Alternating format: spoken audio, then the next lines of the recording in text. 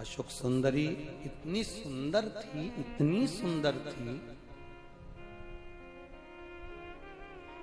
कि उसको पाने के लिए बहुत बहुत एक हुंड नाम का दैत्य, कोई असुर, कोई राक्षस, कोई देव अशोक सुंदरी को पाना चाहता था।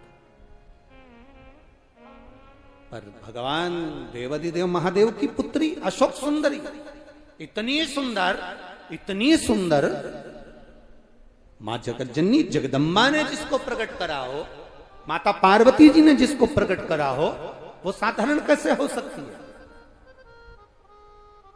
तब राजा नहुष की कथा वर्णन करती है। राजा नहुष का संबंध आया भोलेनाथ जी के यहाँ कि साहब आपकी बेटी अशोक सुंदरी का विवाह चाहिए, उसका मंगल हस्त कमल चाहिए।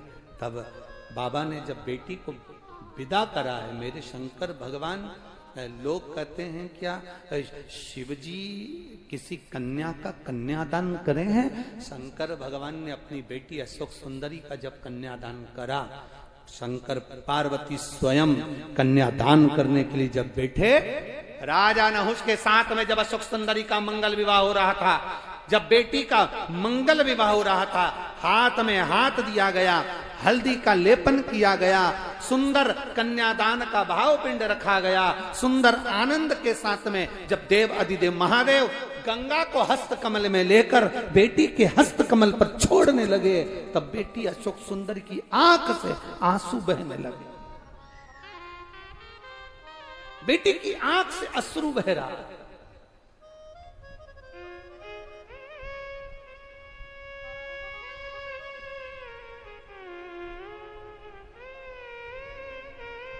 बेटी की प्रसन्नता, बेटी के जन्म की प्रसन्नता, बेटी के विवाह की प्रसन्नता, बेटी के बच्चों के जन्म की प्रसन्नता कोई पिता से पूछे क्या होती है।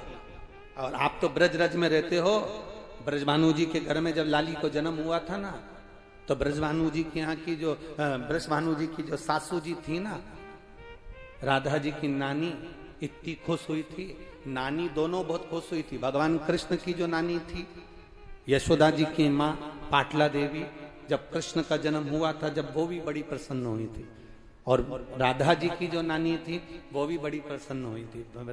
भगवान कृष्ण की नानी तो इतनी प्रसन्न हुई थी, इतनी प्रसन्न हुई थी कि राधा जी की भगवान कृष्ण की नानी ने तो पत्र लिखकर भेज दिया था यशोदा जी के यहाँ, यशोदा तेरे घर में लाला हो गया, तू अपने नानी के घर में उसको लेकर नहीं आएगी।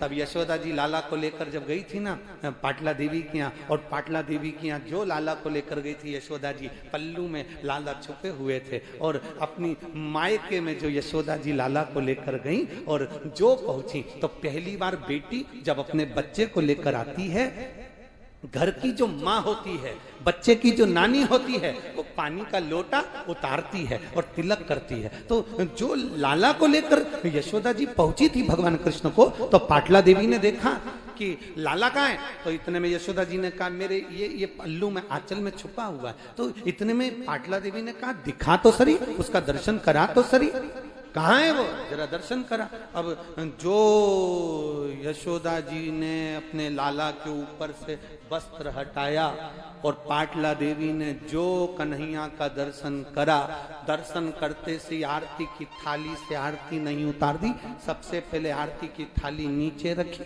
और लाला का मुख फिर से देखा, और देखते से ही बोली री यशोदा, अरे ओ बेटी यशोदा। यशोदा बोली हाँ मैया, तू गोरी, नन बाबा गोरे, ये कारो कहां से आया? ओ यशोदा। यशोदा जी गोदी में लाला को लेकर बोली मैया, आधी रात को पैदा हुआ इसलिए काला हो गया। पाटला देवी बोली आधी रात को चांद भी तो निकलता है, उसके जैसा हो जाता।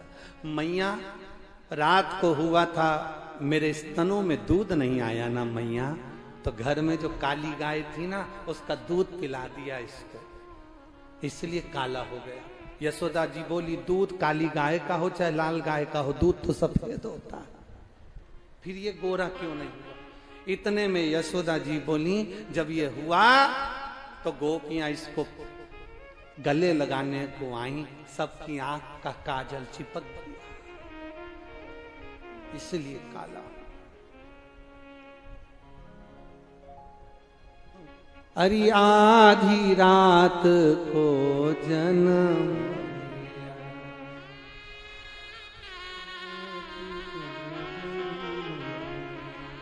इसने काली गाय का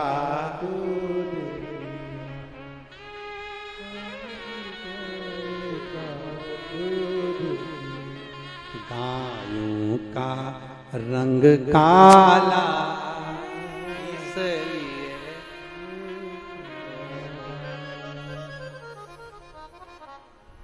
यशोदा जी की मैया पाटला देवी बोली, आप तो तूने इसको काला काजल लग गया तो नहलाया नहीं? यशोदा जी बोली, खूब नहलाया पर आज तक गोरा नहीं हुआ। इतने में पाटला देवी बोली, तू हट, अब नानी को दे। और जो नानी ने हाथ में लिया, नानी सुबेरे से उठती, लहंगा करती ऊंचा, पांव करती लंबा और कन्हैया को पटक लेती उल्टा। कितनी नानी बैठी है यहाँ? जितनी भी नानी बैठी है जरा हाथ तो उठाओ। तुमने अपने नाती की मालिश करी कि नहीं करी? अरे बोलो तो, दोनों हाथ हिलाकर बताओ जरा, सही है? कैसे करी? लहंगा करा उल्टा ऊंचा और ऊंचा करके छोरे को पटका पांव में। सिर किधर? बोलो बोलो, बच्चे का सिर किधर रहता? घुटने के पास कि पांव के पास?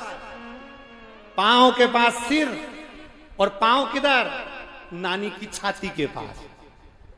और मैया ने लव, घी और तेल जो घिसना चालू करा, यशोदा जी बोली, मैया जरा धीरे, मैया जरा धीरे। यशोदा जी जैसे ही बार बार बोली धीरे धीरे, इतने में तो पाटला देवी को गुस्सा आ गया, हमने तो कोई बच्चे पैदा ही नहीं करे, ले तू धर ले।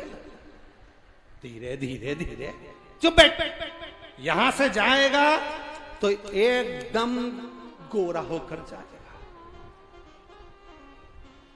घिसे जाए, घिसे जाए। इतने में भगवान कृष्ण मन में सोचे, और यो नानी नीचे से ऊपर तलक काला, जैतून के तेल से कुछ नहीं होने वाला। ये तो कंपनी का प्रोडक्ट है, कहां से गड़बड़? कौन सा तेल घिसो? ओ नानी, अरे नीचे से ऊपर तक काला, तेल से तेरे कुछ नहीं होने वाला। क्या होगा? क्या होगा?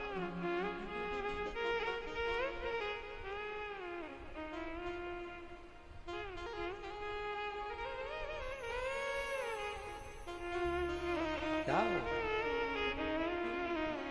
पाटला देवी ने खूब सुंदर लाला का श्रृंगार किया, खूब सुंदर, बड़ा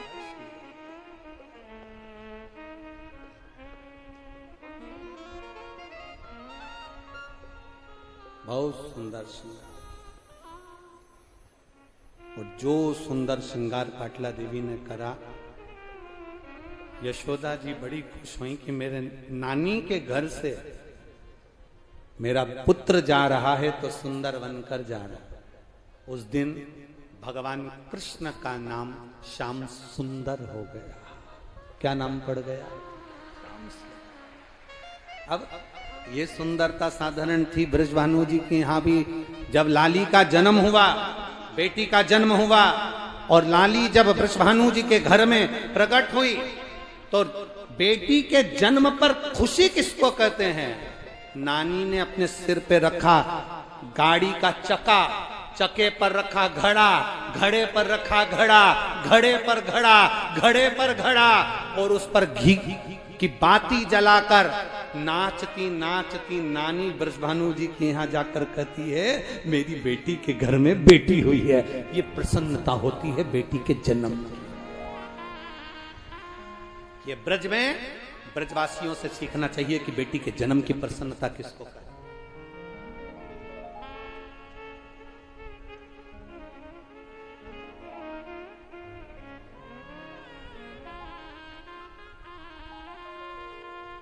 उसकी प्रसन्नता क्या है, ये वहां से सीखे।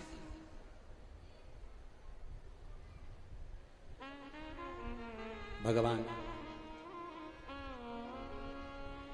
जब अशोक सुंदरी का हाथ में हाथ देकर कन्यादान कर रहे हैं, गंगा का जल हस्त कमल से नीचे दे रहे हैं, कन्यादान छोड़ते समय अशोक सुंदरी की आंखों में जल भरा था। पिता की दृष्टि गई भोलेनाथ जी की अशोक सुंदरी के ऊपर।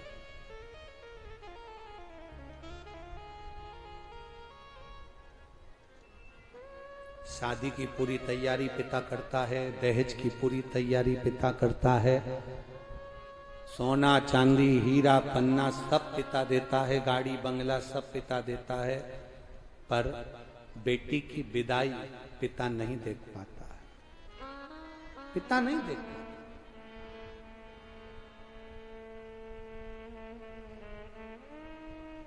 बेटी की विदाई नहीं देख पाता। शिव जी अशोक सुंदरी को देखकर कन्यादान करने के बाद पार्वती जी से कहते हैं, ये बेटी की विदा है। सुनो पार्वती, अशोक सुंदरी के नैनों में जल है। अशोक सुंदरी कन्यादान होने के बाद जब विदा होने लगी तो अपने पिता के पास में आई। शिव जी से अशोक सुंदरी कहती हैं, बाबुल मैं जा रही हूं, आप मुझे कोई वर ना देंगे? शिव कहते हैं, सुन अशोक सुंदरी, संसार की जो बेटी, संसार की जो स्त्री, संसार की जो नारी तेरा नाम लेकर, तेरा स्पर्श कराकर अगर एक अक्षत का दाना भी मुझे देगी तो वो बेटी की आंख में कभी आंसू नहीं आने दूंगा। ये वचन शिव ने अशोक सुंदरी को। एक अक्षता, एक अक्षत का दाना, एक चावल का दाना। आज भी मेरी माताओं से निवेदन करूंगा, यहां पर जितनी बहन बेटियां बैठी हैं और आस्था चैनल के माध्यम से पूरे विश्व की जो माताएं कथा सुन रही हैं, फेसबुक यूट्यूब के माध्यम से जहां आप लोग कथा श्रवण कर रहे हैं और लाखों की संख्या में पधारी हुई सारे बहन बेटियां अगर इस कथा को श्रवण कर रही हैं तो अपने भीतर उतारना, जब जब तुम्हारी जिंदगी में दुख आए, जब जब तुम्हारी आंखों में आंसू आए, किसी से जाकर मत कहना कि तुम्हें ये दुख है। एक चावल का दाना लेकर जाना, अशोक सुंदरी का स्पर्श कराकर भगवान शंकर के शिवलिंग पर आखा, आखा मतलब टूटा हुआ नहीं, पूर्ण अक्षत शिव को समर्पित करना। ज्यादा से ज्यादा 8 दिन, 15 दिन, 20 दिन बाबा को चढ़ा कर देखना, तेरी आंख में आंसू नहीं रहने देगा मेरा भोलेनाथ, ये निश्चित था। एक पत्र आया है,